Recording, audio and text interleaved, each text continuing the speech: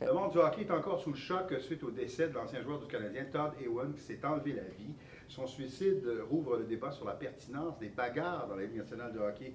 On fait le point avec Alexandre McKinnon, qui est à Toronto. Bonsoir, Alexandre. Bonsoir, Daniel. Bon, alors, un autre décès là, chez les anciens joueurs de la Ligue nationale. Comment l'Association des joueurs a réagi aujourd'hui?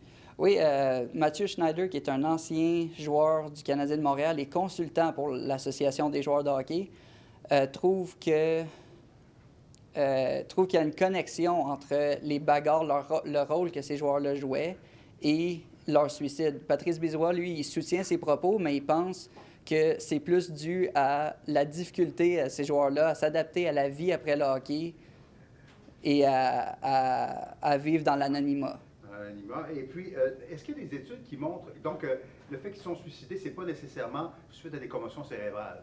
Non, ce n'est pas été prouvé encore, mais Todd Ewen vient de donner l'autorisation, sa famille vient de donner l'autorisation de donner son cerveau à la science. Un cerveau pour analyser, voir s'il pouvait avoir un lien. Est-ce que Todd Ewen, c'est un gars qui avait eu des commotions cérébrales? Il y en avait eu une ou deux, c'est sûr, avec son rôle qu'il jouait dans...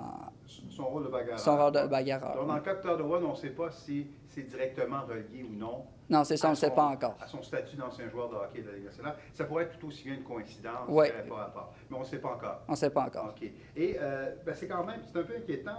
C'est le 7e ancien bagarreur qui meurt depuis 4 ans. Hein, oui, c'est ça. Et ça vaut la peine de noter aussi que c'est le 4e suicide dans les anciens bagarreurs. Il y avait eu Steve Montador cette année, Wade Belak en 2011 et Rick Ripien aussi en 2011. Là, les amateurs commencent à se demander, est-ce que les batailles sont vraiment nécessaires dans la Ligue nationale? Est-ce que ça apporte vraiment quelque chose au jeu? On sait que maintenant, le rôle du policier sur la 4e ligne dans la Ligue nationale est plus nécessaire.